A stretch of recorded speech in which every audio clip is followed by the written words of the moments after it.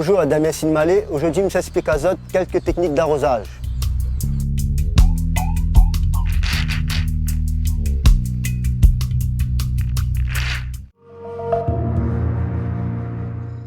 Déjà, arroser plutôt le matin très tôt, donc pour pas que le soleil fasse un effet loupe sur la plante par rapport à l'eau. Et sinon, en fin de soirée, c'est beaucoup mieux pour la plante, donc il ne subira pas ni de pourriture, ni d'attaque d'insectes par rapport à ça, ni de choc thermique aussi.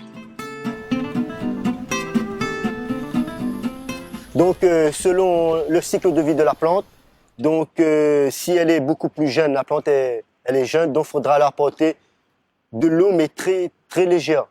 Donc pour pas l'abîmer déjà et pour pas créer un effet de pourrissement aussi.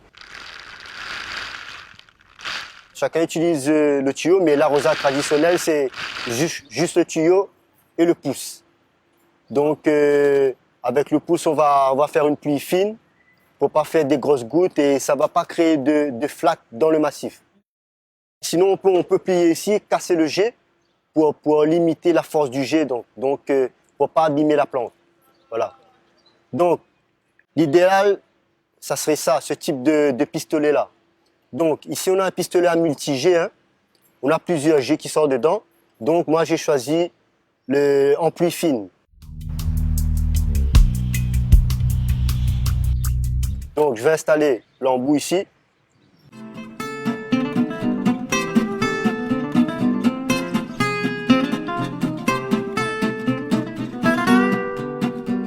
Le clapet, le pistolet ici, voilà.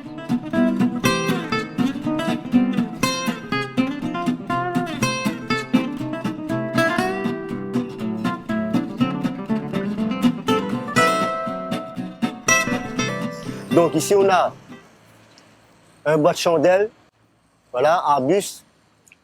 Ici on a du bambou nain et ici c'est les plantes qu'on a plantées là, c'est les plantes à massif. Mais ici par exemple, ici le bambou nain, on va l'arroser plus au pied de la plante.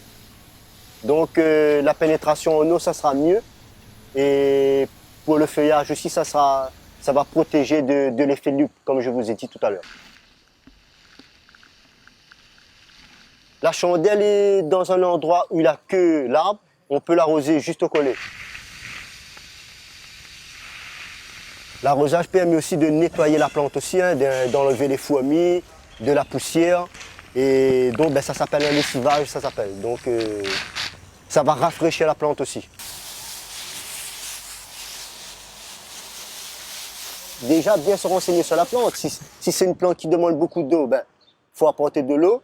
Et si c'est une plante qui ne demande pas beaucoup d'eau, apporter de l'eau justement et pas en trop parce que certaines plantes ne pourrissent si on a un apport d'eau trop important. Donc voilà. Ici sur les pétales, faudra vraiment éviter d'arroser quand il y a soleil, hein, donc ça va faire un effet loupe et ça va brûler la plante. Plein de douceur et être vraiment prudent. Voilà, surtout pas arroser quand il y a un gros ensoleillement. Plutôt arroser au collet de la plante, ici là.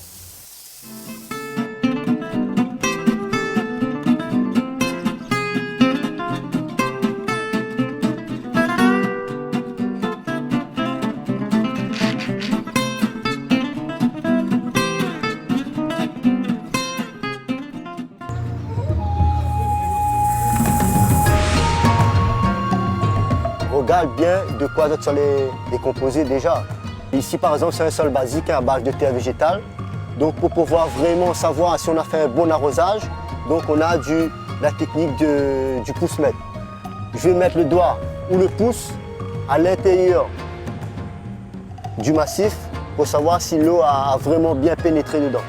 Donc ici je vois que l'eau a bien pénétré, donc en dessous il est vraiment mouillé, hein. Donc sur ce massif-là, j'ai fait un bon arrosage. N'hésitez pas à toucher la plante, à toucher la terre, à savoir si on a bien arrosé ou pas. Donc il ne faut pas hésiter à se salir les mains en fait. C'est comme ça qu'on développe sa main verte. Voilà. C'est en touchant les plantes et surtout la terre ici. Voilà.